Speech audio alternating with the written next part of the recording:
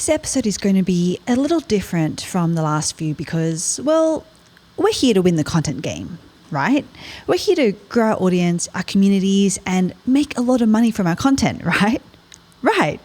And with every game we play, whether it's in sports, in business, life, or content, a big part of success comes down to who we are. It comes down to who we are for our audience, for the people that we serve. It comes down to how we approach different situations, especially challenging ones.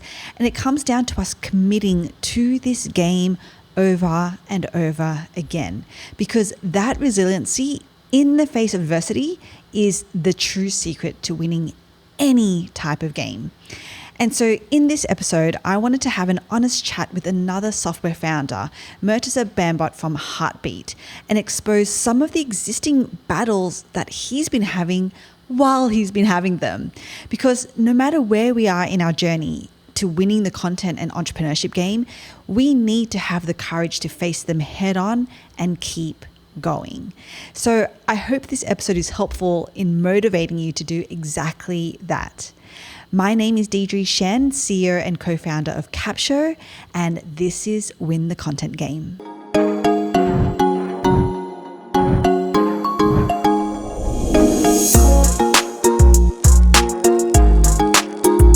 We always have problems, things that we're facing right now, and it's so easy to look back in hindsight and be like, oh yeah, that was a problem, and then we solved it, and it's great, everything's great now. But I wanted to ask you, like, right now, as we're standing, I'm sure that there's a ton of things happening within Heartbeat or within your business or even your life. Would you mind shedding some light on maybe what is one hard problem that you're currently battling with? Yeah, it's a good question. I think probably like one of the more difficult things is when you pick software, there's like a couple different lanes that you can pick. With Heartbeat, what we did, because we wanted to be like the front end facing part of your community where everyone interacts with it, what that means is there's a lot of features and there is a lot of tools that you can use. And so the surface area of that product is really heavy. And so that also means that the area for which bugs can pop up and issues and problems can pop up is significantly higher. And there's already like so much optimization that we've done. Like my co-founder Mehul has just absolutely killed it.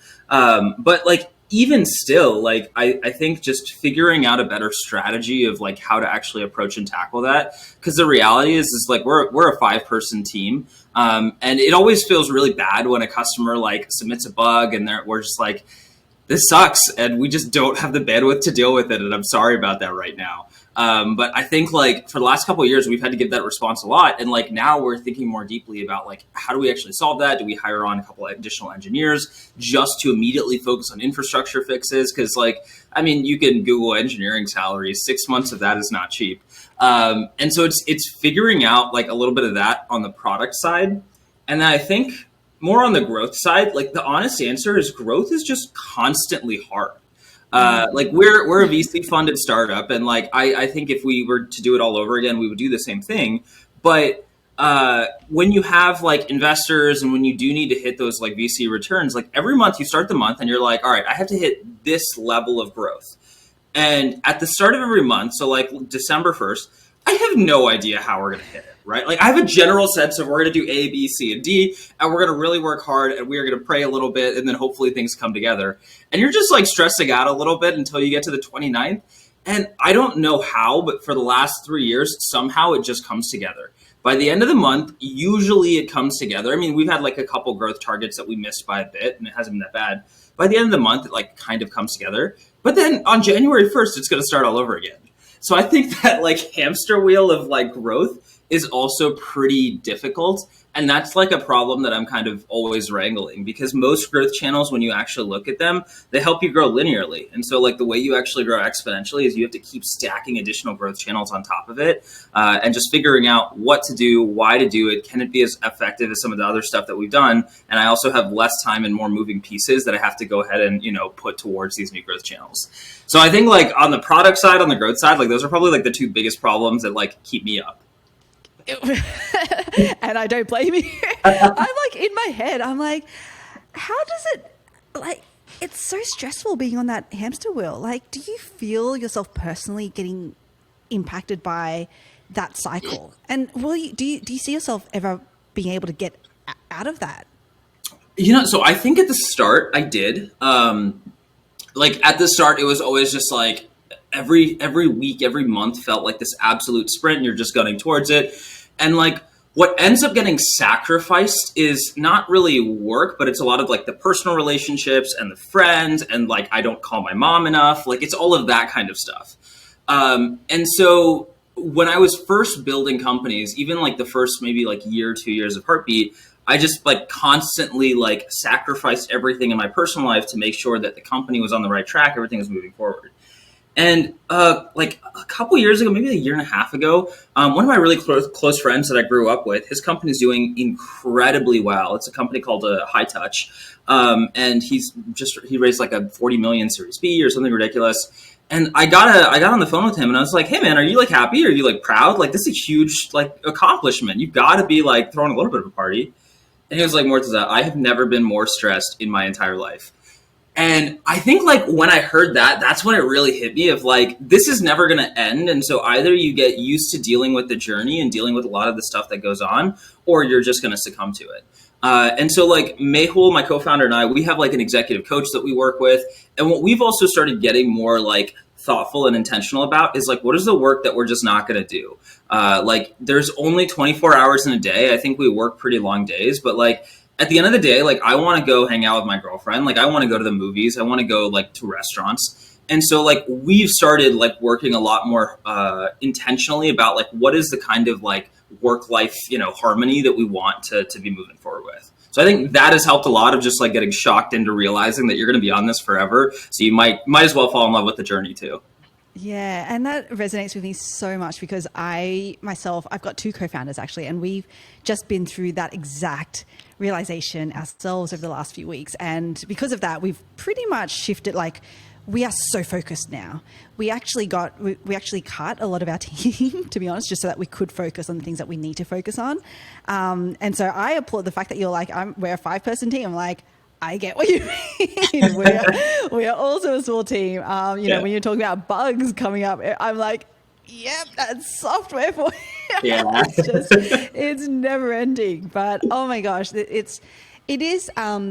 Do you feel, after having made that decision between you and your co-founder, do you feel lighter? And how do you balance that with then the external pressures that are coming towards you, especially with investors and, having to deal with all of the support tickets and everything else? Like, it feels like something has to give, and maybe it doesn't, but I'd love to get your thoughts on that. Yeah. So I think what has to give is just this like personal need to like always know what's going on. Like that's what you have to give up. And so like this year has probably been like the best year of my life in terms of like building startups. Like this has been the most fun for me. I'm not constantly stressed out. Like I don't have like anxiety all the time. Like I can go to bed at like a reasonable hour. So like I will say like looking back on having done this for like the last year, it feels a lot better. And like I have a lot more juice kind of going into like January and February and March, which for us is like our heavy sales seasons. So like I feel really like good and refreshed, and I'm like not super worried about things. I think the biggest thing that you have to give up is just this like need for control. And the problem is like the types of people that become founders generally are very good at controlling all of the chaos around their lives. Like that's why they went out and became founders. And you just start to realize like there's way too much of it and you can't control it and you just let it go. And so it's just like, I don't know, it's like driving in the dark without your headlights on. You just kind of have to trust that you're a good driver and keep moving, and things will work out. And it's like in the moment, yeah, it's kind of terrifying. But then when you get to your destination, you're like, all right, well, we did it, done it before, I can do it again. And so like, I think that's really what you give up and it's that psychological thing. Cause this is a conversation I've had with my like coach quite a few times. Is I felt like I was telling him, I was like, look, man, I just feel like I'm playing chess against my brain. And he's like, that's pretty much it. Like, that's the job. And you're going to keep doing that until you IPO.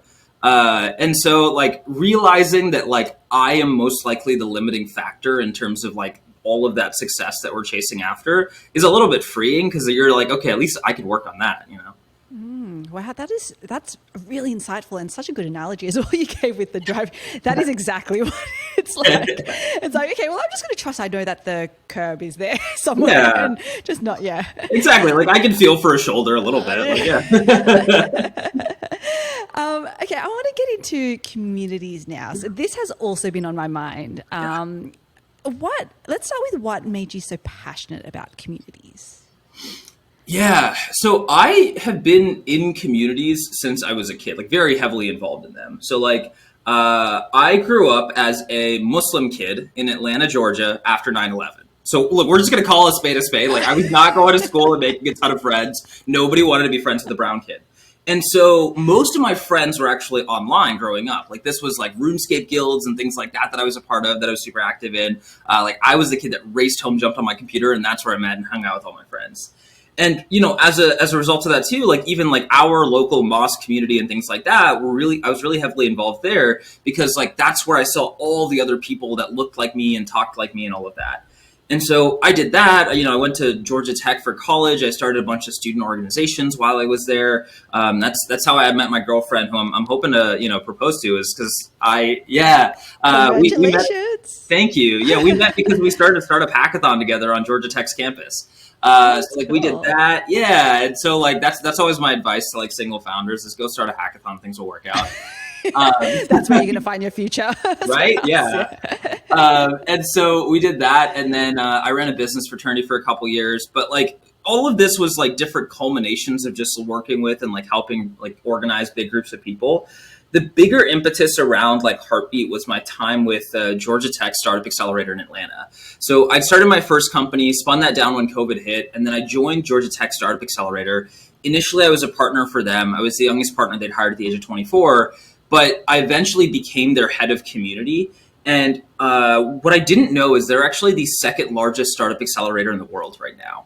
They're running these like massive cohorts, about 100 companies per cohort, so 200 to 300 founders. So like Y Combinator is the only one that's bigger at this point. They've had their first unicorn come out of it. They've had all these like massive successes. And it's a public tech school that tells all of their engineers to go build startups, right? So it kind of makes sense where all these people are coming from. But what we found is that when we built community well, every metric we cared about across the board was increasing. So we had companies going from like 0 to 6-figure revenue over the course of a single summer. We had 7-figure acquisitions out of every cohort. We had people going out raising these like Silicon Valley level raises. And like, this wasn't New York. This wasn't San Francisco. This was a collegiate startup accelerator in Atlanta, Georgia. I mean, these were unheard of returns. You had 19 and 20-year-olds becoming millionaires. And so all of this is happening, and it's so clear that the community is the reason why. The tools to run it are an absolute nightmare. Like I had budget, I had money, there was just nothing to spend it on. And so like after looking for several months, like Mehul and I kind of got together and said, let's just build this thing ourselves. Because we'd already seen all these different variations of community and how fulfilling they could be. And then that second piece of seeing what great community could look like and how it could actually move a business forward, that was kind of the unlock that I think we were missing, that prevented us from starting Heartbeat earlier. And once we started seeing and experiencing a lot of what that looked like, we were like, we can help a lot more people do this. It's not actually that complex from a technical standpoint. Like there's other problems, but like, I think we can solve this. And that's kind of what kicked off Heartbeat. Yeah, that's so cool. Okay. And Heartbeat's been going on for how long now? So we started the company in October 2020. So it's been about 3 years. And then we launched the product about 18 months ago. Wow. Okay. So super like amazing growth. Thank you. Yeah. So congratulations. That's amazing. Now, I want to know, delving into community, like what does it, because it can mean a lot of things. Community is such a broad term, which is probably why at the beginning you were like, yeah, so Heartbeat does a lot of things, because I think community means so many different things to so many different people. So what does it mean to you? What does community mean to you? I never know how to answer that question. For me, community is this space of just belonging, where you can be your true self, you can take off the masks, you can be exactly who you want to be, and you have a group of people that can either support you or help transform you into where you want to be in life. And like that's always what I think of, is like there's different types of communities, and there's always a spectrum of like support and transformation. And every community lives somewhere on that spectrum. Nobody is completely on one side or on the other side. And so like every community is either helping you kind of live with yourself and be a better version of yourself and all that, or helping you transform and go do the next thing, learn something new, pick up a new skill. But all of them are doing that with this really intense sense of belonging that wherever you are, like, you're okay, you're good. I love that. You answered that very well, even though you said you were going to struggle with that. That was an amazing answer, because that actually leads me to, when I hear that, it vibes with me, but I don't know whether a lot of people, myself included, is well equipped to build a community like that, in that sense. So I don't know, and I might be wrong, but I'd love to hear from you. Like, do you think that everyone's cut out to build a community? What makes someone suited to really building a thriving community? Yeah, so like, here's my honest take is we as human beings have been like in tribes and like all of these different like networks and communities for like the last 10, 20, 30,000 years. Like, I mean, at this point it's evolutionary, it's in our blood. Right? Like, if we'd just been doing this for like 5 years, that I sound like an asshole saying that. But like, I mean, we've been doing this since hunter-gatherer tribes, years and years and years and millennia back. So like, my take is, yes, anybody can build a community, but like, let's talk about like what the actual hurdles are for doing that, like in today's day and age. I think one of the biggest hurdles is, the understanding and like just feeling comfortable going out and using technology, because like, even for me, my take is all of the community tech is actually pretty new, because the internet itself is new. Like, we're still trying to figure out how to take a lot of these things that worked in person, how we built relationships, specifically how we built trust and safety, and then how do we take all of that and move that online? Because that trust and safety is probably one of the most important pieces of like building a good community. Nobody's going to have these vulnerable, honest conversations if they feel like it's going to be tweeted tomorrow. So understanding how to move a lot of those conventions online is, I think, the biggest difficulty right now for a lot of people. The second thing I think that hurts people is focus. Where we're at in today's world, you're just bombarded with so much information and so many different options and all these things that you can do. And what I find is the communities that really struggle, they're doing way too much, way too early. And it becomes this kind of like death by 1,000 paper cuts thing, where it's like, all right, I have these events that I'm running, but I also have this course, but I also want to release this workbook, but I also have this ebook that's coming out. And it's just like, cut all that out and just focus on one thing and make it really stellar in 10x. But like, I've been surprised by the types of people that have built communities on Heartbeat. At this point, we have over 5,000 communities on the platform. We've got like people in their like 50s and 60s who have been able to like build like really great like empty nester communities. We've had like, there's a really successful community which is just for women over 50 that want to be fit, and it's just like a fitness community specifically around that. We've seen communities started by like neurodivergent folks, which like historically struggle to build a lot of social relationships that are massive and very active, because it's something about interacting online that makes it easier for them to communicate versus trying to tell a bunch of like facial cues in person. One of the more interesting ones is we have like a community of like brain damage survivors. And like the crass joke that one of the founders made, and she's like, look, your UI is so easy that like people with brain damage can easily use it and I haven't had any complaints. Great. That was not what we were going for, but I'm really happy to hit the mark for you. But it's like, it's all of these different types of folks that we've seen build these like successful communities. So like at the start, I think I was like, oh, people have to look like me and be like me, and they have to be like these folksy Jonesy people. They really don't. Like, any type of human can build this, because if you go out and build a community, it's likely that you're bringing more people together that look like you and talk like you. And you know, that's great. Like, those people will vibe a lot more with your personality and your communication style than they would with mine. That's so interesting. And, you know, you mentioned before there was like about how there's just so much that we get bombarded with now in this day and age. And I can tell you, like, the number of quote unquote communities that I'm part of on Facebook, like, it's just like group, you know, you're just and like, and so Heartbeat was amazing because it's like, okay, this is now a way that we can get people off all of the noise on there. And yet still, I know that people even in our community are in many other communities. So how do you, and talking specifically to coaches, consultants, service providers, mainly I would say that a lot of them would serve other entrepreneurs potentially. And we know that they're in a lot of communities, right? So how do you become the place for people? Like, what's your thoughts on that? How do you become the number one place that your people want to hang out in? Yeah, it's by building like a 10x better experience is the honest answer. And like that's a high bar. So like let's kind of break that down because there's also like a lot that's baked into it. So I think one of the harder things is actually building founder communities because founders just tend to be so busy. They're running around. Like anybody that's running and building a small business has a million things on their plate. So my take is, one, just ignore all the other communities that people are a part of. Like there will always be something shinier, better, cooler, or whatever than what you're doing.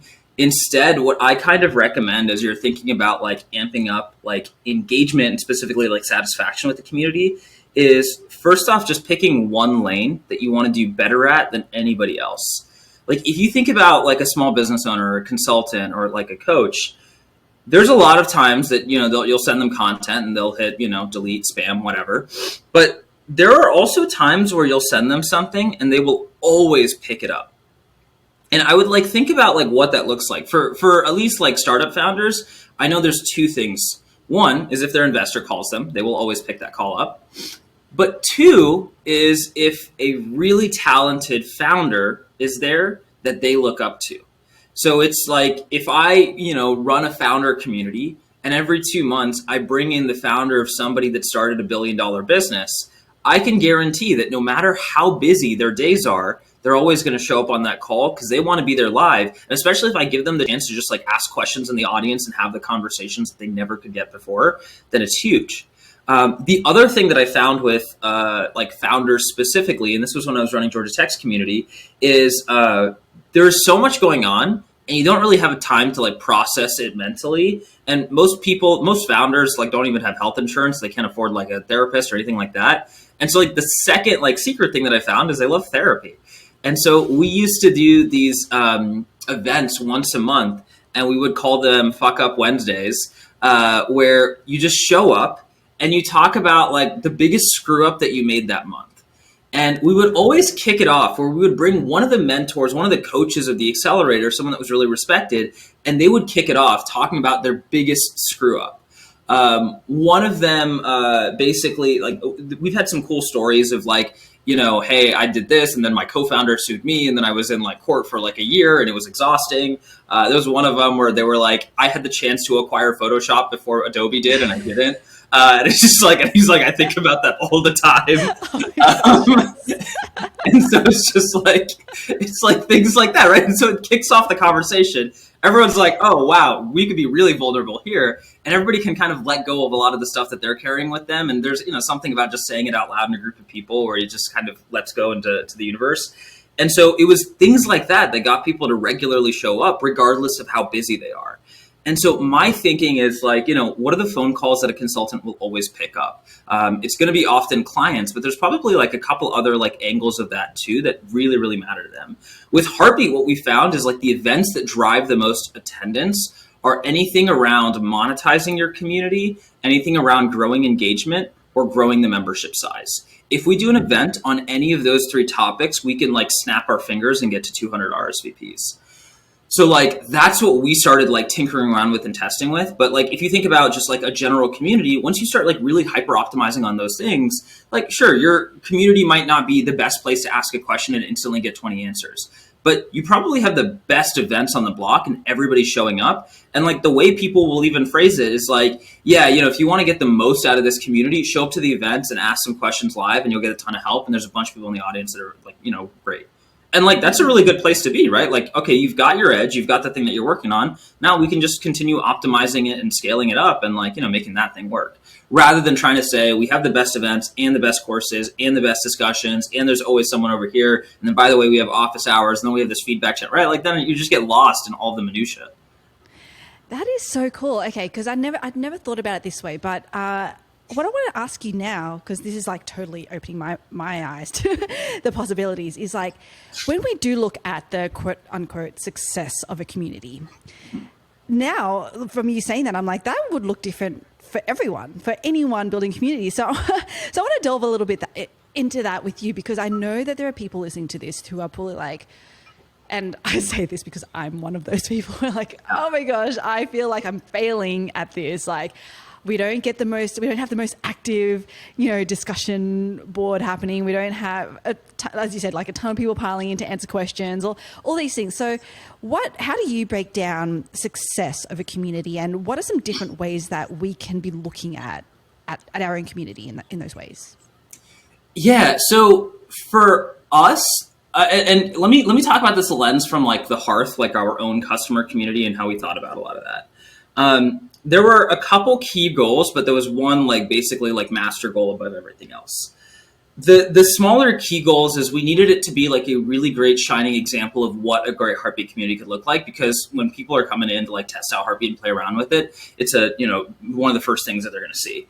The other thing is we wanted it to be a place to like get answers to questions and support and things like that. And this is purely like a math thing, is if you look at like the prices that we're charging, like you cannot profitably offer live chat support to people on a $50 a month tier. Like the numbers in Excel just do not map out.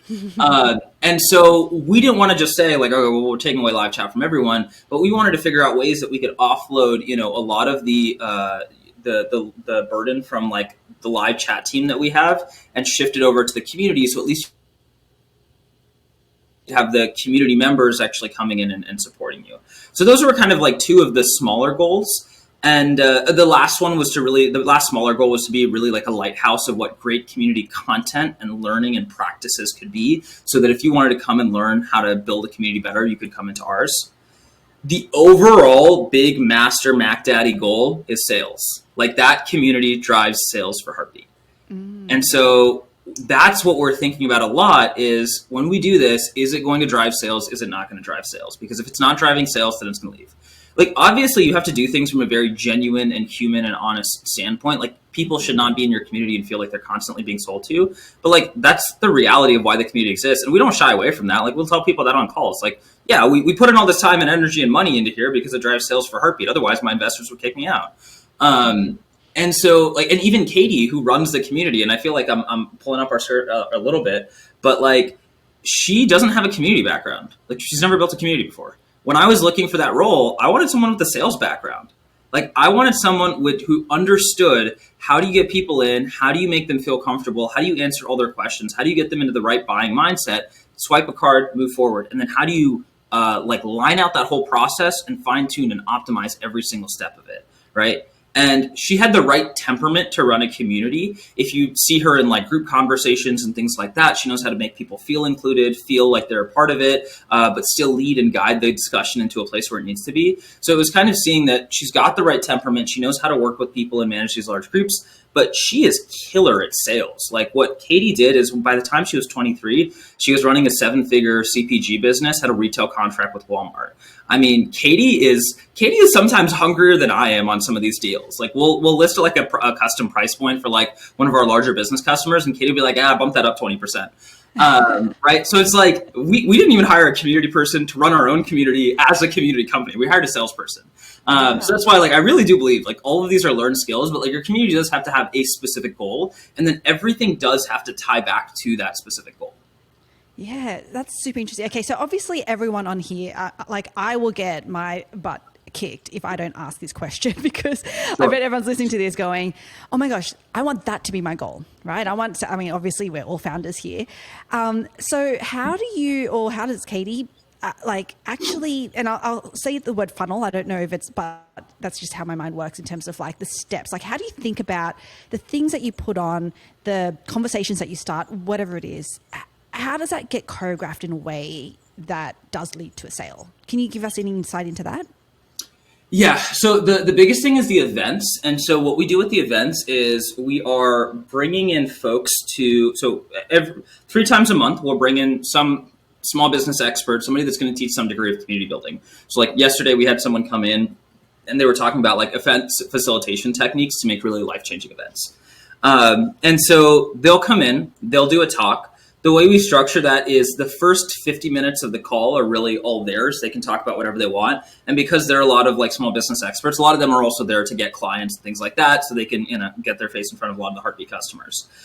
On our end, that last 10 minutes is actually like we sell you on Heartbeat and talk about, hey, this is what we're doing. This is why we're doing it. It's not like a super aggressive sale, but we'll flash the screen with like a nice graphic. They'll show you all the features. And then we have like a, hey, you can use this link and you get a discount, but you have to use that link in the next 2 days. And you don't even have to swipe your credit card. You just have to go create a community. And like, we know the product is the best salesperson at the company. And so if we can get you into the product, then we're kind of good to go. Either you're going to buy or not buy, but like past that, me knocking at your door, like there's nothing else that's going to like actually get you to buy this thing. So that's sort of our goal with the events is let's just get you into the product. Now, what that then means is we need to drive a lot of attention and RSVPs and engagement into the events. And so we use our own product to do that. We have pop-ups and things like that that'll show up in the product for all Heartbeat customers. So just the admins, not the members, that'll drive them to the events and kind of amp up the attendance. And then what we also do is we have a really strong network of affiliates. It's a lot of customers, a lot of these small business consultants, things like that have come in and become affiliates because they believe in Heartbeat. And they also, they're telling their customers about it. They want some skin in the game too, which makes sense.